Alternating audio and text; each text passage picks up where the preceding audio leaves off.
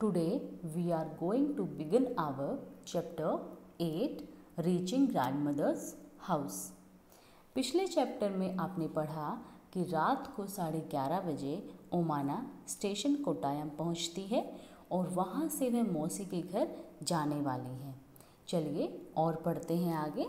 17 मई night, 17 मई रात को 11:30 PM.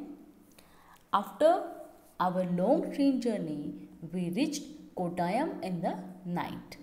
हम एक लंबी ट्रेन जर्नी के बाद कोट्टायम में रात को पहुंचे। Valiamma's house was not far from the station and we had to take 2 auto rickshaws to get there. वलियम्मा का घर स्टेशन से ज़्यादा दूर नहीं था। वहाँ जाने के लिए हमने 2 ऑटो रिक्शा लिए। By then I was very sleepy and did not even wait to eat anything.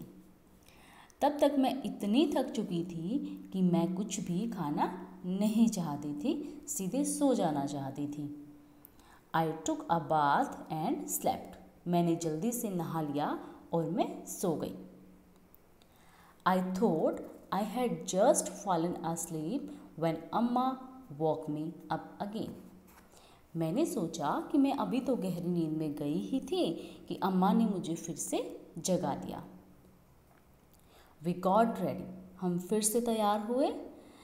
Took our luggage. अपना सामान लिया and went to the bus stand. और बस स्टैंड की तरफ चल दिए।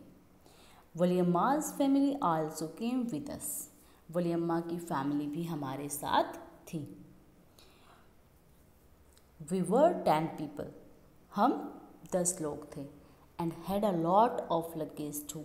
और बहुत सारा सामान भी हमारे साथ था। The bus conductor came and Appa bought tickets for all of us. जब बस का कंडक्टर आया तो अप्पा ने सभी की टिकट्स खरीदे। We managed to get seats.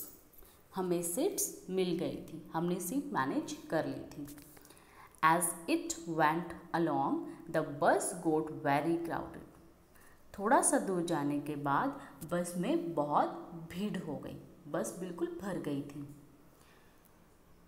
People were sharing the seats. लोगों ने अपनी सीट्स का साझा करना शुरू कर दिया, अपनी सीट को शेयर करना शुरू कर दिया। We also had to share our seats.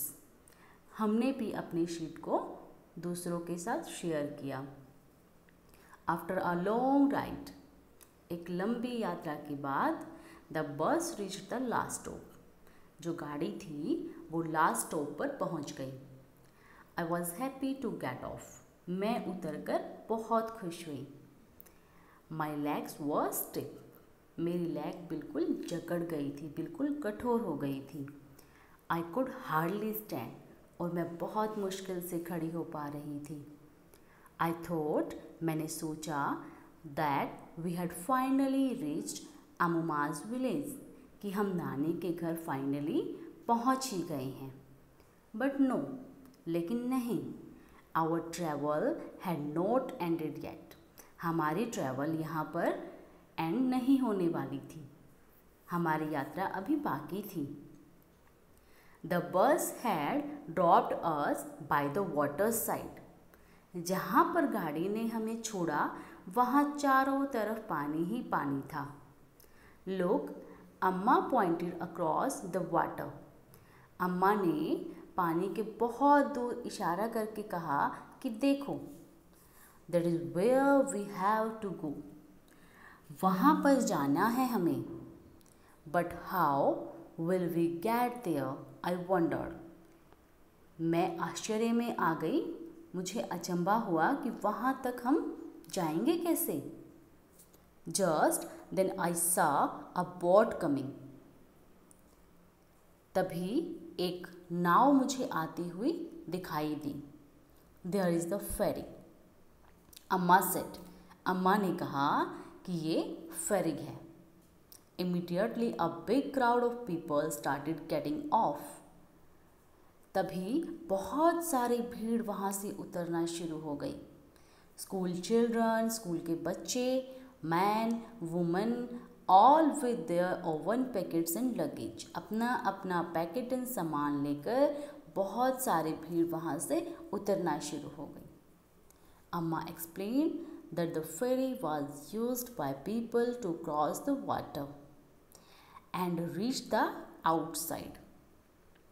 अम्मा ने एक्सप्लेन किया कि जो फेरी है वह यहाँ के लोगों को एक स्थान से दूसरे स्थान पर लेकर जाती है, क्योंकि जो केरला है वो आपको पता है समुद्र के बिल्कुल नज़दीक है और चारों तरफ पानी ही पानी है, तो उस पानी को क्रॉस करने के लिए यहाँ पर फेरी का यूज़ किया जाता है। As soon as the ferry got empty, देखते ही देखते फेरी खाली हो गई। The big rush started from our side, और हमारी साइड बहुत ज़्यादा रश था। Everyone had to pay the ferry fare before getting on. फेरी में जाने के लिए सभी को टिकट लेना था। Very soon the ferry was full. बहुत जल्दी फेरी फिर से भर गई। It started off again. और वो दोबारा से शुरू हो गई। I managed to get a place to stand along the railing. मैंने जल्दी से अपना खड़े होने का प्रबंध कर लिया। मैं जाकर फेरी में एक रेलिंग के पास खड़ी हो गई। आपको पता होगा रेलिंग क्या होती है, आपको फेरी का फोटो दिखाई दे रहा होगा, उसमें जो साइड में जो पोल लगे हैं उसको हम रेलिंग बोलते हैं। I saw the rippling of the still water as the ferry moved. जब फेरी मूव कर रही थी तो पानी बहुत ही लहरा रहा था। रिपलिंग होता है लहराना। जैसे आपको पता होगा, आपने कभी पानी में पत्थर डाला होगा तो पानी में कैसी झंझनाहट होती है, उसको हम रिपलिंग बोलते हैं। It was moving smoothly on the water. Ferry पानी में बड़ी ही स्मूथली जा रही थी। There were rows of coconut tree on the bank of the river. और वहाँ नदी के किनारे बहुत सारे कोकोनट के पेड़ थे। As we moved swiftly, I could see people. वहाँ पर मैंने बहुत सारे लोगों को देखा, fishing, washing, bathing and working along the bank. जो वहाँ नदी के किनारे काम कर रहे थे, कपड़े धो रहे थे, नहा रहे थे, मछुआरे थे, तो मैंने वहाँ पर बहुत से देखे। Just before the sun disappeared into the water. थोड़ी ही देर में जब सूर्यास्त होने लगा, डिसअपियर होता है गायब होना। जब पानी जैसे सूर्य अस्त होना शुरू हो जाता है तो ऐसा लगता है जैसे सूर्य गायब हो गया है, तो पानी के नीचे ऐसे गायब होता हुआ दिखाई दे रहा था। The ferry reached the island and stopped. तभी फेरी एक आइलैंड पे जा पहुंची और वहाँ पे रुक गई। आइलैंड क्या होता है? द्वीप। A island is a piece of land surrounded by water. एक पीस होता है, एक टुकड़ा होता है पृथ्वी का, जो चारों तरफ से पानी से घिरा हुआ होता है, जिसके चारों तरफ पानी ही पानी होता है, तो उसे क्या बोलते हैं? Island. It was time for us to get off. At last we reached Ammuma's place. तो अब उतरने का समय हो गया था। At last finally we reached Ammuma's place. Finally हम अमूमा's के स्थान पर, अमूमा's के घर पहुंच चुके थे। What a long and interesting journey it has been. लंबी जर्नी थी, काफ़ी लॉन्ग डिस्टेंस था, लेकिन जो जर्नी थी बहुत ही इंटरेस्टिंग।